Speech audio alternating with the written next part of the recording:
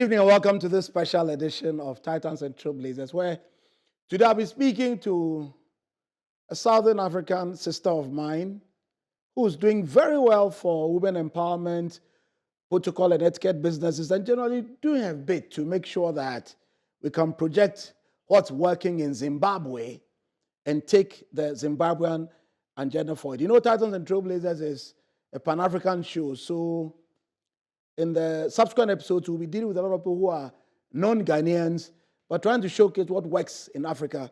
So we'll be right back with more of Titans and Trailblazers. Please stay tuned.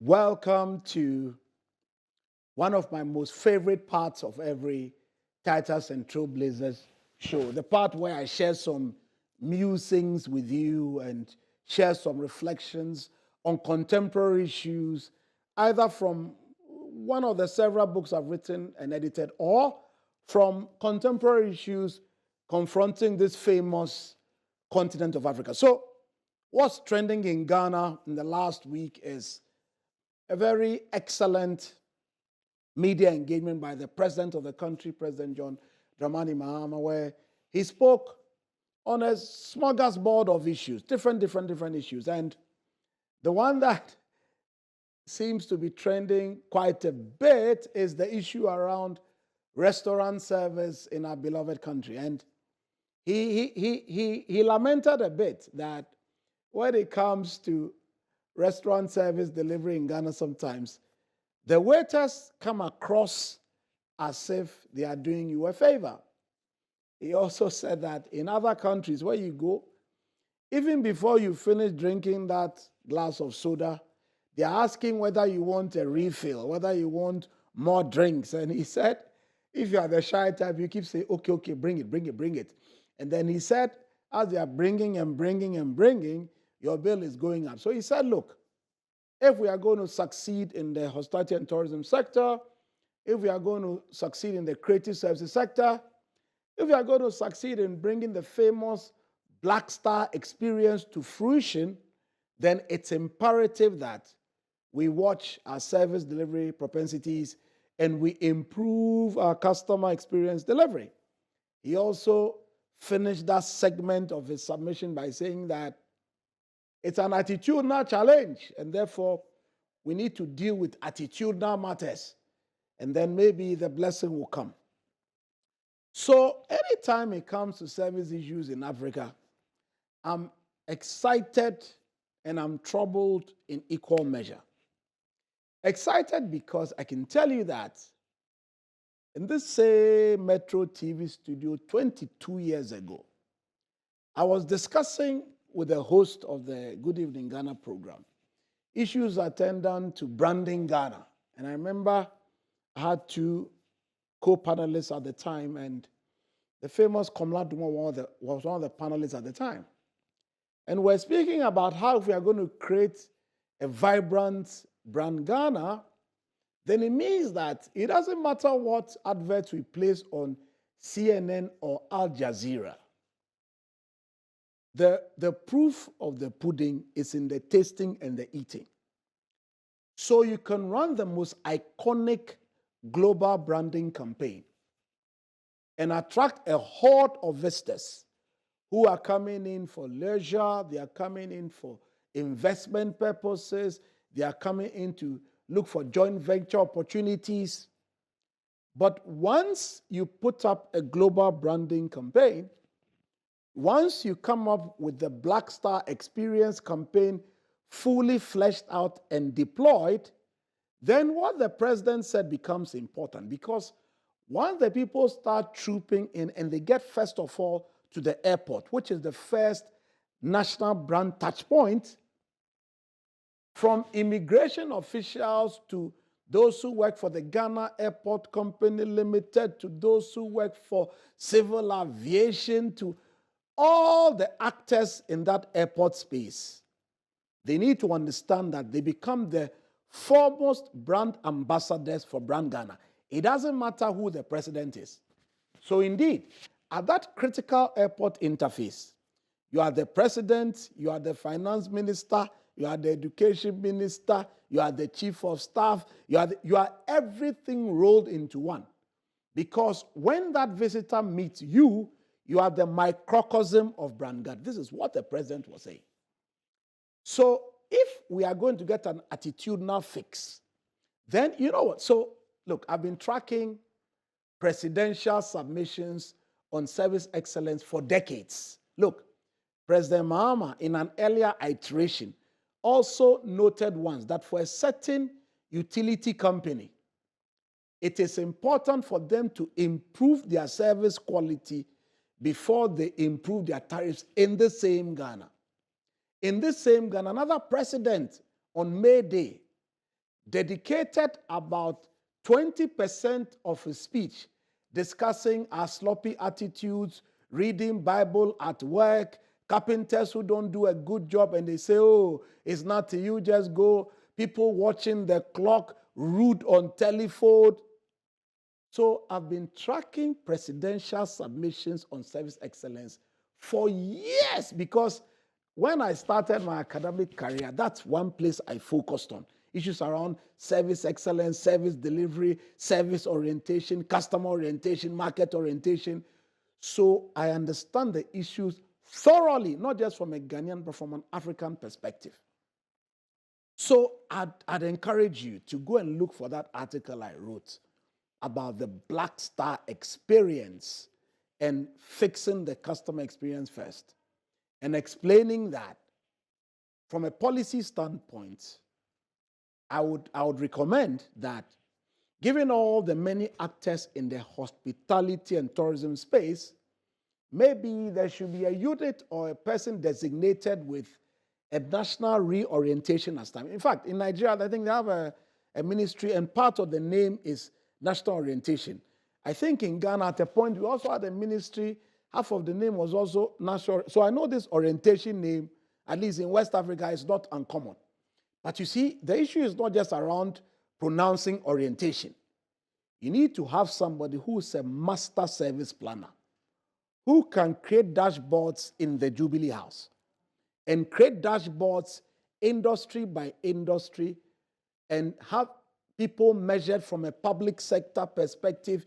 You can have banking sector dashboards, you can have real estate, you can even have higher education institution dashboards. I was speaking to one of the deputy bosses at the Ghana Tertiary Education Commission yesterday, and I said, but my brother, you are doing an excellent job. Keep going, professor. But one critical issue, even for universities, is the quality of the student experience. So across Africa, it looks like this issue about service delivery, customer experience, attitudinal change, it's a hot issue. And if we are going to get this Africa continental free trade thing working, brand Africa working, country brands working, we need to really, really be serious about fixing the attitudinal matter. So I wish the president all the best. I think from either the Jubilee House or the Ministry of Tourism or any other central agency, we need to look at a whole national reorientation mandate. But to the hotels and the restaurants, about 10, 11 years ago, I was sitting at the Busak Fund, and I remember we funded the Ghana Hotels Association to go on study tours to places like South Africa, and we're going to come up with a ranking and classification framework for hotels. And very much like you have the global 5-star, 4-star, 3 stars, we're going to come up with a classification matrix for hotels in Ghana so that when you are 3-star, there's a certain level of service we expect from you. When there's 5-star and so on and so forth. I think we need to go back to those basic issues and have hotels, restaurants understand that they are a critical ingredient in meeting our blaster experience admirations. So at the waiter level, customer interface level, look, people should know that they need to be challenged to learn new behaviors to deliver service excellence at every customer touch point. They need to understand what customers need and acquire the appropriate knowledge to deliver to them. They need to satisfy customers who come into the restaurants in such a way that they will not defect to Benin, Cote d'Ivoire, or to Nigeria. Waiters need to understand that they need to treat customers into their various hospitality institutions as if they are in an individualized relationship with them. So the service excellence is good all the time, irrespective of the crowd in the restaurant. They need to own customer problems and solve them efficiently. They need to make recommendations to patrons of these hospitality institutions in such a way that not only would they be delighted, but when they go back to Los Angeles or they go back to Bakau in the Gambia, they make recommendations for more people to come to this country. Finally, they need to be educated on what the Black Star experience and what Brand Ghana means, so that even if you meet an Uber driver or somebody driving a taxi, even from an airport, they can tell you what we are doing with Black Star experience and become proper ambassadors for Brand Ghana. In conclusion, they need to recognize that in Ghana, we fail together, we rise together. So we need to have a concerted approach to delivering stupendous experiences, and the Black Star work. Thank you for listening to this monologue. See you again very soon. Stay tuned to Tysons and Trailblazers.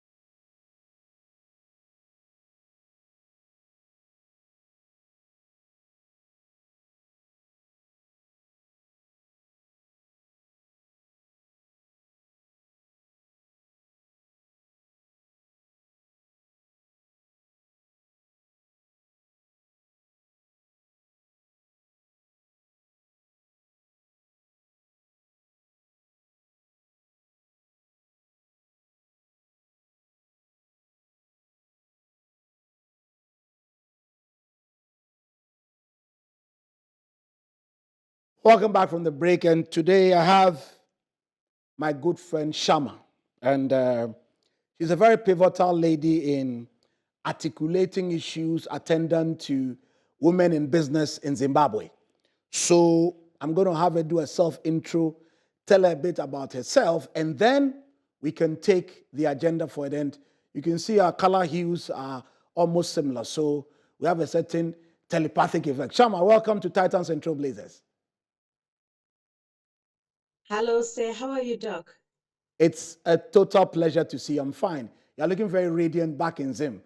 How's Victoria Falls? This is the best time to visit Victoria Falls now because we're in summer. So, you know, those falls will give a cooling system. So this is the Absolutely. right time to visit Zimbabwe now. But the Zambians say it's for them, and you guys are the ones who are parasiting on them. Is it for Zambians or is it for Zimbabweans? The Victoria Falls. Okay, I would say it's for both of us. Okay, okay. So that you don't get into any trouble. Yes, that's correct. Okay, so please tell us about yourself. Okay, my name is Mandireba Nyamadzao. Some they call me Shama because of the brand that I've built. It's much easier for other people to use the brand name. So basically, people call me Shama Mandireva Nyamadzao. She's a mother of two from Zimbabwe, and she's the CEO of Shama the Protocol, a consulting company that provides VIP hosting, protocol, event management, and also training in cultural sensitivity, since we live in a global world where we have people from different cultures. And also, besides that, I'm the CEO and co-founder of Zimbabwe Women in Business Forum and Awards, a platform that is created for women to come and be recognized, celebrated, and networking. It's a professional platform for women to come and network and share ideas. Sometimes women owned businesses face very peculiar problems. So, what challenges did you encounter in establishing your protocol and VIP hosting business, and how did you overcome them, madam? Um, I would say when it comes to protocol and VIP hosting, it's not really synonymous in Africa per se, but on the other side of the continent, it's something that is considered very crucial and important. When we launched Shama the Protocol Consulting Company, we did face a bit of resistance, but we did not stop there. We pursued and we made a loud noise over the consulting company. And as of now, I must say it's been accepted, especially here in my country, gradually, whereby we are being engaged by parastatals organizations to come and work and help them at their events, or even equipping and training their staff when they in the event they hold high profile people from different countries, might it be globally, Africa wise, or even within our country. So, when it comes to issues of protocol management, I want you to relate it to customer experience issues. Like, when you have a VIP event, every customer touch point must be excellent. You don't want a waiter spilling wine into some minister's white shirt before he bounds the stage to go and speak, or you don't want somebody speaking out of turn to the deputy minister of finance because she couldn't recognize him. So, how do you factor in customer experience delivery when it comes to your protocol business and the hosting of VIP events? How critical is customer experience delivery? Yeah, it is really critical and very crucial when doing a protocol VIP hosting. First of all, we before we get into any assignment of a given job, what we do is we study the concept, we study the audience that is coming, how many high profile people are coming, what is their portfolio, even if going to having their images. because we may not know each and every guest who's attending. So we also do a background check of that person who's also attending the events so that we understand what they like. Of course, through their office, what do they like? What are they comfortable with? Because people are very delicate and people are different. So we do what we call pre-event settings. That's part of what I've just mentioned earlier. We also do guest check background so that we understand. We also visit the place where it's happening so that we'll be familiar with the place. In the event, there's a situation that requires risk management, entry points, exit points. In the event there's any challenges, maybe fire, we don't assume that might happen, but we also do those protocol checkups to have a smooth flow of the event management when hosting such programs. Let's say if it's a delicate program, and also even to the extent of checking the restrooms. How clean are they? Are they Restrooms are convenient for very the important. expected guests who are coming? Restrooms can Yes, embarrass you. So you need to check the restrooms, yes. that's correct. Okay. Did you start in dental health as a dental health nurse, or did you have any kind of medical beginning before you segued into what you do now? Yes, I did train as a dental nurse here in Zimbabwe at Pararejatwa Oral Health Center. And I worked in the dental field for 14 good years. And I did quit my job without Why? Why? any other option or any other job to do. Oh, really? But I thought as long as people have teeth, you have a job for life as a dental health nurse. So why did you run away? Oh, when I got into the dental field, sometimes when you're young, you follow your parents' dreams. That's true. But with time, when you grow up, you decide what you want. That's Your true. inner self will direct you to what you want, and you decide, okay, let me focus on this, on where I have passion on. Okay, so So that's that's why. what inspired me to transform from dental nursing to to event management, Shama the protocol. Okay, you know, I asked you a question about customer experience. Now we've come to dental health. So let me ask you another question around patient service care in health services in Africa. You know, sometimes you can have a minister of state go into a public hospital and be angry about why are you treating the patients this way? Why are they waiting so long? Why is the washroom not working? So, given that you came from a dental health background, you are now in protocol and VIP hosting, how important is patient experience when it comes to health service delivery in Africa, in your experience, in your opinion? I would say, health-wise, health is one of a crucial issue that or sector that needs to be looked very closely, because if we jeopardize the health sector, our patients can die. That's The health true. sector will collapse. That's true. Yes, the health sector will collapse.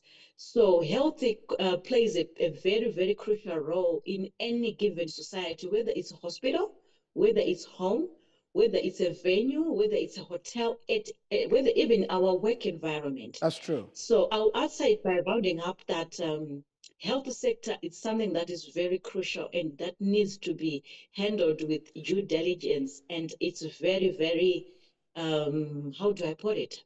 Very sensitive. Correct. Correct. But sometimes you have Yes. dental nurses who are rude. You have regular nurses who can traumatize you. Your blood pressure will shoot up even before the doctor checks your blood pressure. If you go and walk outside the hospital for 2 minutes, your blood pressure will be fine. So the critical thing is, how do we train those who work at the interface or the boundary of that health service institution to know that every patient matters? The way you treat a patient can also affect their health outcomes. And if you treat a patient well, they may even heal better. So, how do we train these car attendants, nurses, laboratory assistants? How should we train them to know that patients are customers? Customers deserve a good experience. Professor, I would like to bring you back a bit to the 1980s and 1970s. Though 1970s I was not yet born, but according to my research, the people who would get into the medical field had a calling.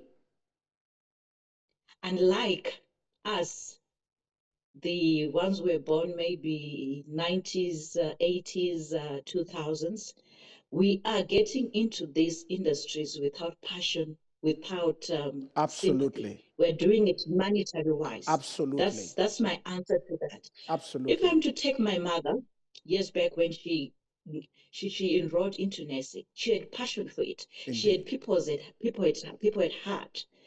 It's something that she loved doing.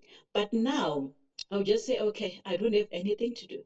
Let me get into nursing. I just want money. But it's not something that I love doing. So that already has affected how patients are dealt with in hospitals in the modern day age and era. There are Absolutely. people who are getting into this field without passion, Absolutely. without compassion, Absolutely. without sympathy. Absolutely. And passion matters, doesn't it? Passion matters. Yes, it does. It does. Okay, so now let's go to your core business. Protocol, etiquette. Sometimes people confuse it with a PR agency, sometimes with an ad agency, sometimes with something else. So tell us, how exactly does a protocol specialist or protocol VIP, how is that service offering configured? And what types of customers do you serve? In what industries? Our services are open to any industry. We don't discriminate. But people need to know that there's a difference between protocol and etiquette. When we talk about protocol, we talk about the way you handle and the image you portray, and the respect reflection, as whereby when we boost someone with etiquette, we are now talking about the inner self, the boost confidence, because they help to boost confidence. Then also protocol helps to give a signal, even when it comes to non-verbal communication. It's because of the protocol and the etiquette that you give when you in an encounter into a room, or when you in encounter with a guest, with a delegate, with a diplomat. What about etiquette? I mean, if you run a protocol agency, what kind of service offerings do you have? Can you come again, Professor? If you have a protocol agency, what kind of services do you offer? I'm just trying to understand, because sometimes the protocol and the etiquette issues, people think a PR agency, for instance, can also deliver the same services. So I want to find out what is special about what you give. Okay, when we are talking about protocol, we are talking about VIP hosting, the event itself. When a delegate or an ambassador walks in, how he is handled, how he is spoken to, how he is ushered into a room, how he is addressed into a room. So it's the transition of an event, or the transition of how a delegation is handled at any given event. So, protocol handling, VIP hosting, diplomat handling, all those, they fall under protocol. okay. The transition of, yes. So how do you balance creativity with precision when it comes to hosting a high-level event? Because I'm sure there are protocols to follow, there are scripts to follow, but when can you also use your creativity? Where can you use your intuition? Um, like I said, we are an all-rounder. It doesn't matter what event is it, because I believe there are other even private companies that needs protocol system to be in their structure at any event. So our institution doesn't have to be like a government organization that is holding an event. Maybe it's a bank that wants to hold an exclusive event that needs due diligence, because sometimes you might not know when who is coming at any given event. So you might end up having high delegate people who are coming without announcement. So now, like I've indicated prior, that we are not, the organization is becoming accepted in this model now, that people are now holding these high profile people unannounced or announced. I don't know if I've answered you there, Professor. Fair point. I like the the example, but I also want you to share one story where great protocol, great event planning saved the day. Yeah, that's that's something that I will explain that happened recently at an event where we engaged it. There was it was an awarding ceremony, and I think one of the organizers mixed up some certificates and all that, and Wow, we wow, ended up having yeah, wow, we ended up having a nasty experience wow, with one of the recipients. wow, But one of my team players, one of the guy I'm really proud of, did manage to handle that amicably and managed to calm that recipient very, very well. He wow, managed it very well. wow, Even up to this extent, that lady stays in the UK. She always applauds this guy. It wow, happened about 2 weeks ago. wow. Okay. So the guy saved the day, Yes, he saved the day. and you were one happy boss. Yes, I'm very happy. I'm very happy. So, what advice will you give to young people who want to go into the protocol and the event industry? I would say this is not an easy industry to get into, because you need to be someone who's very patient, someone who's very tolerant, and someone who's very energetic, someone who's not easily offended, because you can experience a different atmosphere altogether when things get out of hand. So you have to be very patient. You have to be very tolerant. You have to be someone who's willing to listen when someone speaks, who doesn't speak back. But some of these things you have to digest it, because if you speak back, you might end up speaking the wrong things. So That's that's true. my advice to someone who wants to get into protocol. It's not an easy thing to do. It's not an easy platform or an easy thing to run, but it's very, very complicated, and it requires a lot of patience. So, if you take the MD of a bank or a minister of state, what role does grooming, etiquette, and presentation play in building the personal brand credibility of high profile individuals? If I'm to be given a chance to groom, like you said, I will make it. Let me put it like a minute. The MD. It's much easier for me to. Yes. First of all, I'll check her presentation, even the way she puts her makeup. Because first of all, before you start training, you need to understand either an organization or the person you are training. Who are they like? Which areas do they need improvement? Because you might end up maybe trying to guide or to teach someone who already knows those aspects. So you need to understand the person. Then if I'm to groom them, I'll start talking by, we do from head to toe. We start with the hair. We go to the makeup. You go to jewelry. You go to women. If it's a woman, women have different structures. They're built in different ways. Guide them to wear according to their structure, to their height, to their color. Even color coordination matters. The fragrance to use when going at any given events. because that's also part of nurturing someone into when it comes to protocol as well, if it's an individual person. And That's it true. also, because protocol and etiquette, they work hand in hand. That's So true. sometimes it's difficult to separate the two. That's true. That's true. So, You might be teaching someone protocol, you might end up overlapping into etiquette. of So course. they work in hand, you cannot separate. Okay.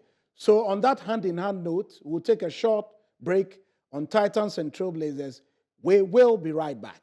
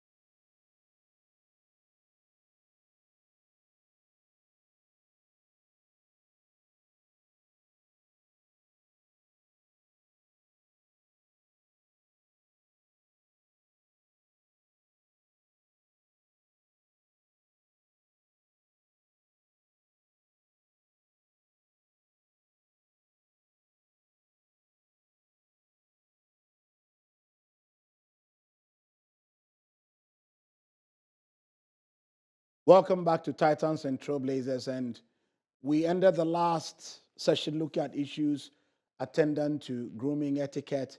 And for high profile individuals, Shami was uh, sharing the ideas that you need to be groomed in a particular way in order to give off your best at high executive levels.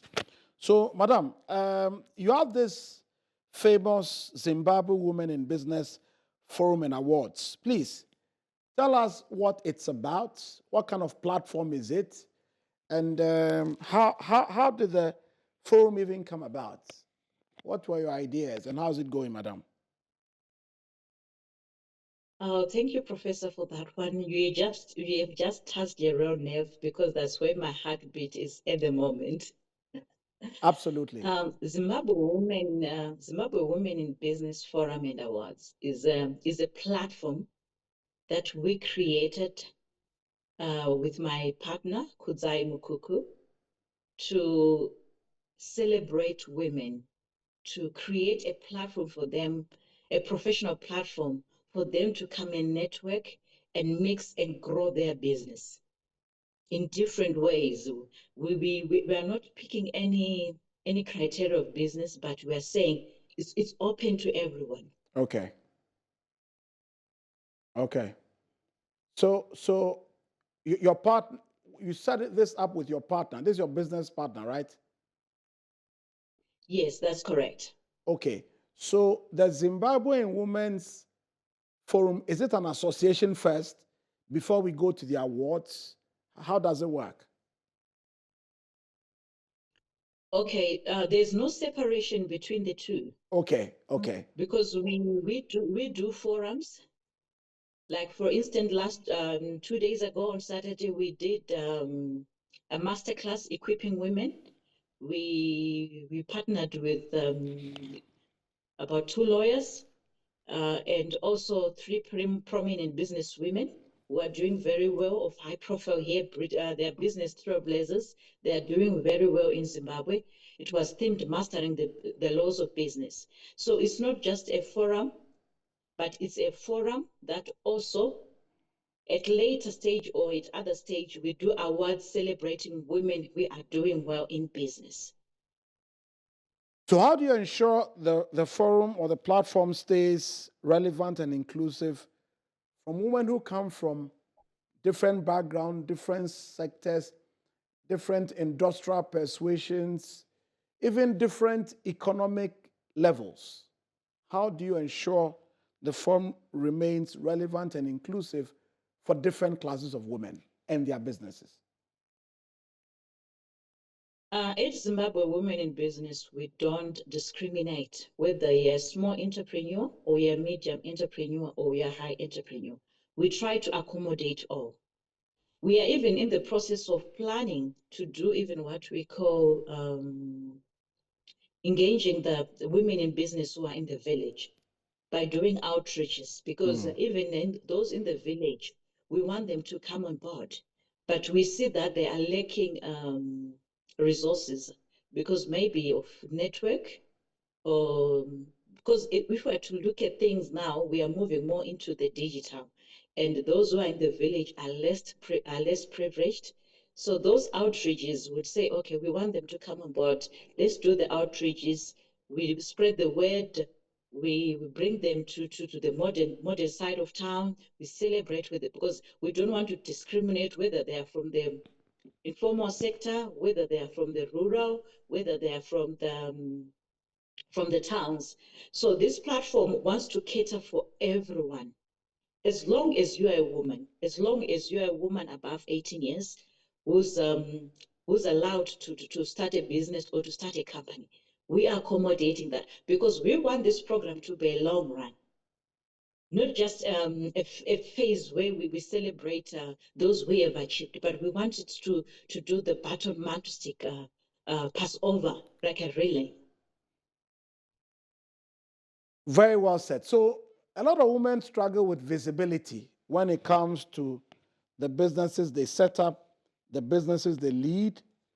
And it's not a good or a bad thing, it's just that it is what it is. Sometimes women are not always as brutally assertive as some of their male counterparts. Now, since you do a lot of work with women and women entrepreneurs, can you give me 3 or 4 practical steps that female entrepreneurs across Africa, not just in Zimbabwe, can take to stand out in terms of how they articulate their business propositions so they can thrive and do well in Africa?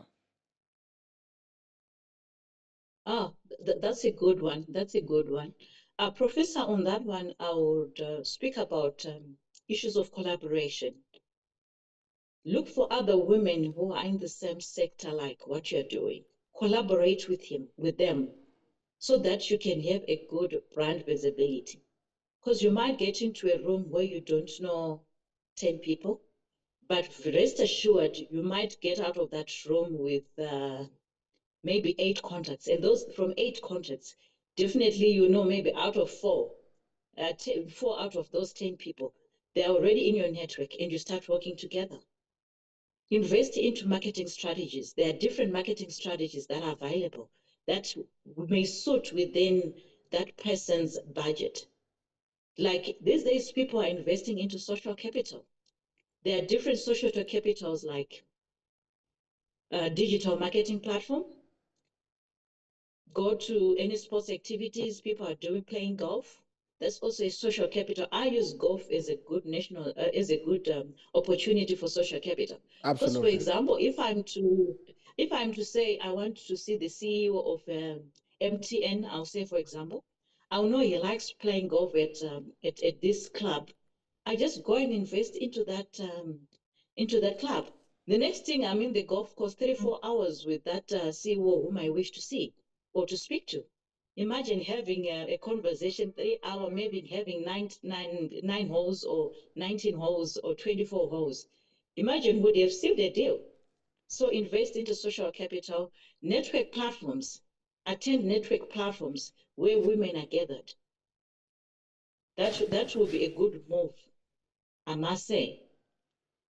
Those are some very practical steps that women can take. And my next question would be, how should women also deliberately groom other women? Because my first question was about how do you stand out visible, and you gave advice on what to do.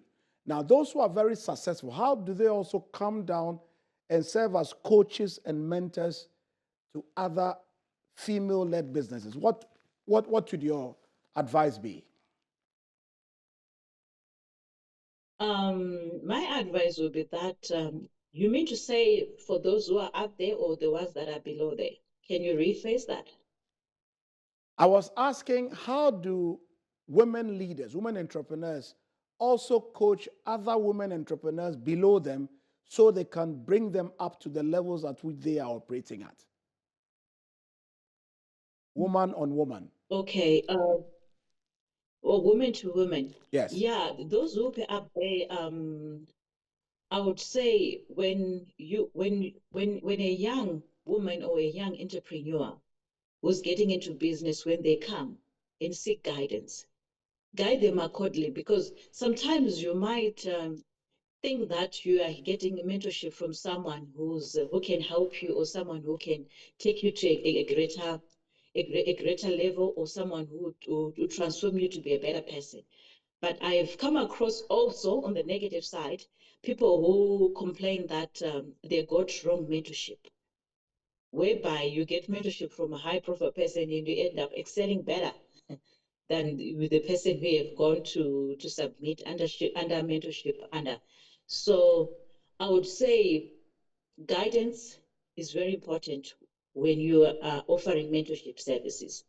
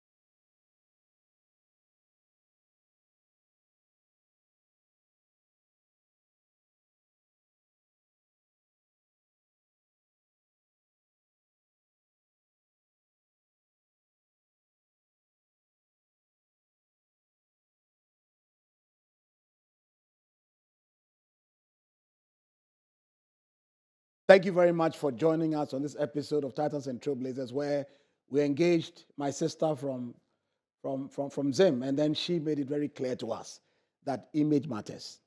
And she made it clear to us that when you are hosting VIP high profile events, it's imperative that you get your etiquette issues totally sorted out. You get your grooming matters totally sorted out, because when it's a premium event, you must deliver premium services. She was also careful to explain to us issues around women helping women.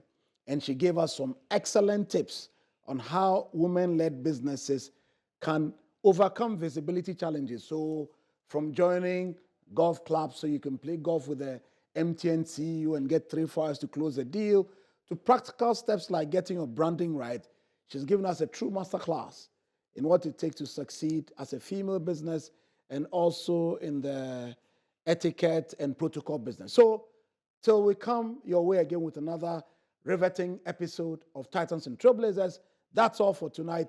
See you again very soon. Bye.